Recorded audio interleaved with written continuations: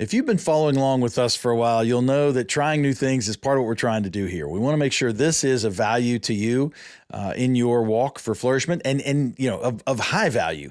And so today's no different. Well, it's no different in terms of a trend. It's a little bit different in terms of what the podcast will be. So the first, you'll still have, when I'm done here rambling, you're going to have just a regular podcast, typically me just talking about some things I'm struggling with or challenged with or things I've seen, whatever it may be on my flourishment journey. But then I'll come back on and kind of recap it with what I plan to do about it this week. And I'm asking you if you want to join me, dig in. Maybe you want to be challenged with those same things, or maybe you've got other ideas or things you want to take on and to try to solve this this flourishment challenge that I'm up against this week. So hopefully this is cool. If it's value to you, I'd love to hear one way or the other, good, bad, or ugly, to let us know what is valuable to you in this new model. We'll try this a bit, and if it's great, we'll keep going and we'll iterate from there. And if not, we'll go on to something else. So anyway, thank you all, and hopefully you enjoyed today's episode.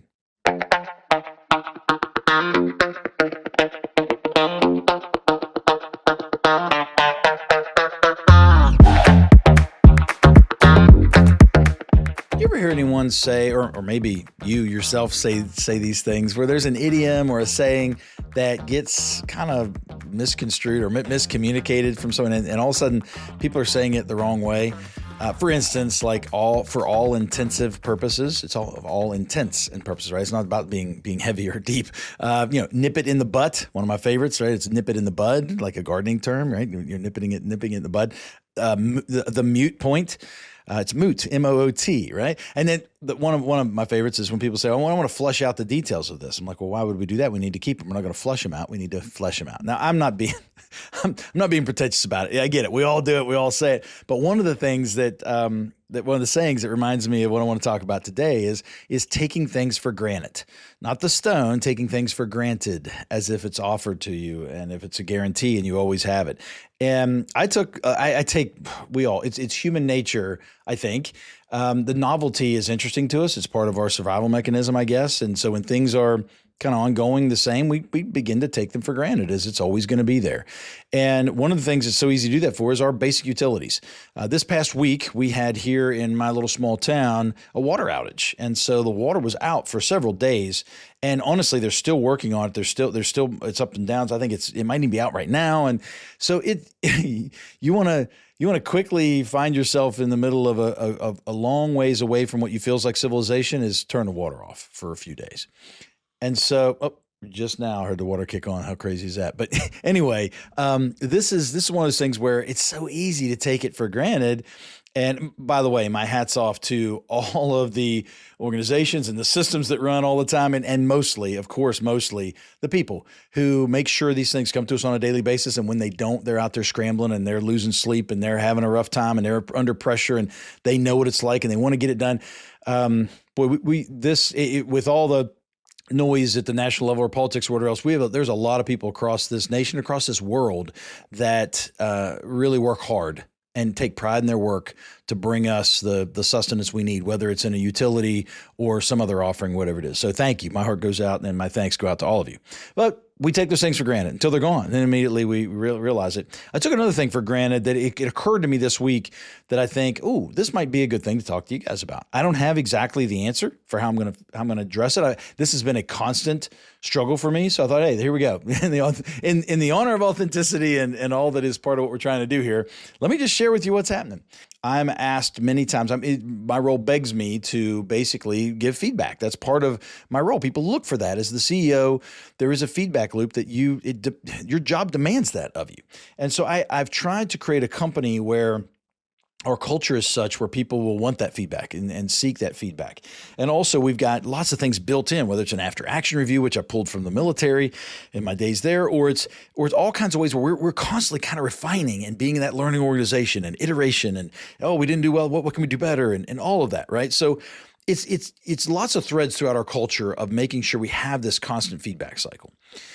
In addition to that, I think I'm pretty straightforward with folks and I'm honest with them and I've created relationships with them where I have a warmth and they know I love them. And so when I share with them that feedback, most people don't love it right off the bat. I get it. I don't, who loves to hear, your baby's ugly kind of thing, right?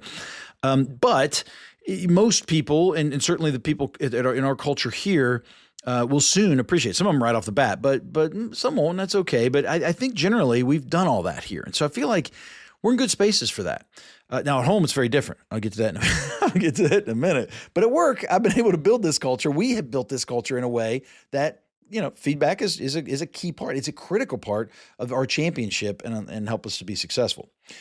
So to my surprise, I find that I don't think I'm giving great feedback. I think it's not that the topic of the feedback or the style of the feedback, maybe style part of it, but I find I'll have a conversation with someone and give them what I think is clear feedback. And we have a phrase here, and I think I've talked about on this podcast, a phrase called compassionate candor. And it's kind of a ripoff of the book written several years ago.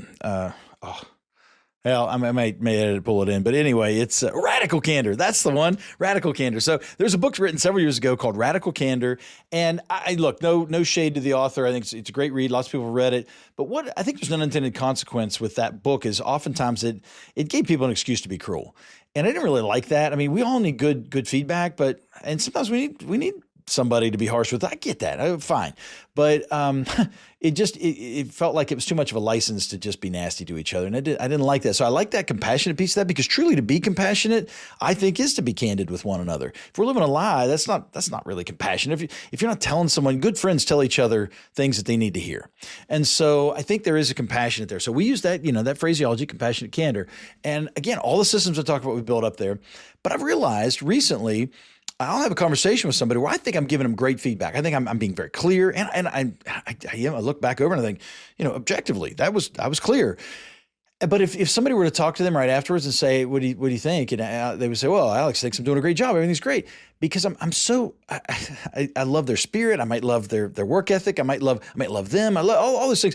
But yet I try to shroud all of that with all this love that I miss the piece that, maybe they miss the piece that, hey, but can you improve here? Now, I'm not saying everybody. Many of our folks get it. But it's my responsibility to make sure I'm communicating super clearly. And I guess I was taking for granted that folks were hearing everything I was saying. And so I really haven't been as effective as I want to be. So I want to improve that for sure. But there's another piece here that I think's super interesting. So let's say you don't give that initial feedback. Somebody does something and you don't share it. Well, what happens? Well, maybe fine. It never repeats itself. No big deal. It was just a one-off. It's fine. It's good. Everything's fine. Maybe that person's self-aware enough that they saw their own shortcomings and they meddled with their own model and fixed it. But what happens more often than not is that person doesn't see that shortcoming or that failure or whatever it is, and it repeats itself. Then you see it again. And now you're faced. Okay, so do you give some feedback? And now it's been a couple times, so maybe it's time to give feedback. But if you don't, then what happens again? Well, then it happens again and again and again until it becomes a thing. And because it's, you're in an organization, someone makes that mistake, they make it multiple times. Other people are being affected by that as well, whether it's customers or partners or employees or whatever it is. And so now it's a thing across multiple people, across your organization. So now this employee has been left out there with a thing. And it's got, it's almost like having a scarlet letter, if you will, kind of on your chest. Everybody else knows it. They're looking at you. And it's a rough spot. And so I guess I felt, I kind of think I have a responsibility in an organization. I think we all do, and I'm going to feel it as mine, certainly in my role, but just being a part of any organization, I feel a responsibility to make sure I'm communicating things sooner so it doesn't get to that point. Now, again, we talked about not everybody loves feedback. And if you don't love feedback, you're probably not at Mountain Leverage, and so your organization can be different. Maybe people around you don't love feedback from you. Okay, maybe you don't love feedback. Fine, have at it. I think it's best we all have that kind of feedback loop and that support, but your mileage may vary, and to each his own in that case. So anyway, when I get down to this whole notion of feedback, I think it's just I don't want to be on somebody constantly. That's not good for anybody, including myself. But I'm going to try to be better at being more clear in those moments. So when someone leaves a conversation with me, they do feel they feel awesome. They feel I do believe in them. I do want them to succeed, and I am lifting them up. But they also really clearly hear the areas I feel that they need to hear, whether it's a deficiency or whatever else it is.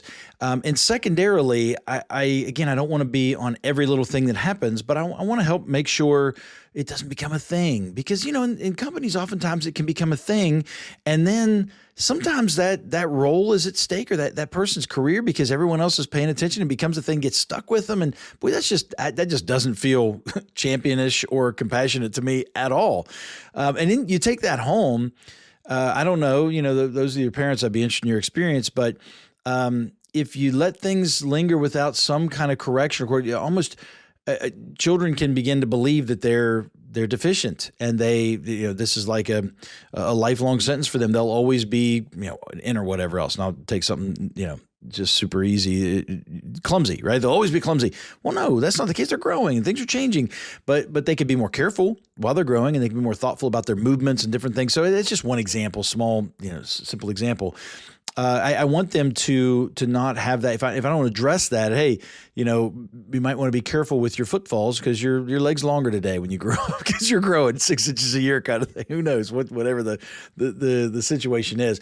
And so I think it's important so they don't think they're broken or they're bad. Ultimately, it's just there's something that needs adjusted. And so I guess my challenge this coming week, and I can share in more detail as I come through this and think about it, is I want to be someone who can deliver that compassionate candor to the people I love, whether that's the people I work with or the people at home. And that's not easy. My wife never wants to hear any feedback from me in that regard. It's just whatever. My kids, they're in that weird age where they're largely can be appreciative of it at times. But they just don't want to hear it. And folks at the company, I don't want to crush them. I don't want them to feel like the boss is saying things. That's not our culture here at all, but there's still a human nature component to that. But I also don't want them to hear everything's hunky-dory and we're all fine, and not really hear the message that I want them, that compassionate candor message that I want them to hear. So that's my challenge ahead. I don't know exactly. I'm going to solve them. I'll think about it a bit, and maybe I'll come back. We'll add a piece to this and share a little more about it. I would love to hear those of you who have solved this. This is not easy. There's lots of methods for it and all that kind of thing. And I know it's not going to be one size fits all. But this is a challenge for me. I want those around me to know that I love them and I appreciate them and I believe in them. But I also want to be able to be their champion and be able to communicate with them clearly. So that's the challenge I have this week. And while I have a few strategies I'm thinking through that I want to employ, I'm a little bit like the workers out there trying to get the water on, man. I have some skills here. I have some experience. It's normally, I thought it was going well, and now all of a sudden it isn't. I'm just going to be trying different things to crank through and get this water turned back on and get that compassionate candor flowing. I hope today's episode and me, laying open my wounds and challenges in this case around giving feedback, I hope it was valuable to you today, and hopefully, worth something on your flourishment journey. In the spirit of what we're trying to do, I've thought about, since I recorded that, I've thought about what I can do this coming week to improve and be better. And man, I've been all over the place, and I'll tell you this, I'm always hesitant to prescribe to anyone what to do, because you know what, there's all these challenges out there and things you can go in and this is how this worked for this person and that person, and you can do that to a T, and it just doesn't work for you. So I'm not sure I'm ready to prescribe anything specific for you, but here's what I'm going to do. And if you want to follow along with me and do the same stuff, great. If you want to follow along with me and do something different, great. But the focus on feedback is what I'm looking for next week. And I don't know how we've tossed around how we're going to share some of this. Maybe we'll offer a podcast in between, a quick episode. We've looked at some social things, maybe having a Reddit community. We can talk through some of this. So that's all kind of coming together, and you'll see more if you're following us either on the website or on LinkedIn or wherever else. But here's what I'm focusing on this week. I am good. Super simple. It's, again, I had in anything, it's pretty easy to get super complex and like overanalyze and overthink this thing, but I'm backing out. I'm going to go to a real simple approach. At the beginning of every day, I'm going to list out, I'm going to ask myself some questions. Who needs to hear feedback from me today? That simple question. One question start the morning. Who needs to hear feedback from me today? That's my one question. And at the end of the day, then I'm going to ask myself, a little bit of an AAR. It's, who did I give feedback to? That's the first question, just who did I give feedback to? Who maybe should I have given feedback to? And where can I improve tomorrow? Those 3 questions. That's it. So in the morning, it's one simple question of flat out just who should I give feedback to today? And because some of that's proactive, sometimes there's things you want to engage that you've seen either from yesterday. Well, again, so this will hang over from yesterday, or you already see maybe in your email thread when you open it up, whatever else, right, or something happening. Then in the end of the day, it's just a check to say, okay, who did I give feedback to? And that'll give you a chance to kind of cycle through that, and you'll already think, okay, how did I do with that? Whatever. It's just a moment to pause, and sometimes a pause is really helpful. And then who should have received some feedback. So that's the case where maybe they haven't gotten it. And then ultimately, how can I improve tomorrow? That's always a great question to ask. I mean, you've seen it a million times. 1% better every day grows whatever. If you just get a little bit every day, well, you can't. Sometimes you'll be worse tomorrow. It's fine. It's the whole part of the deal. But asking yourself is that, can I be better tomorrow? How can I be better tomorrow?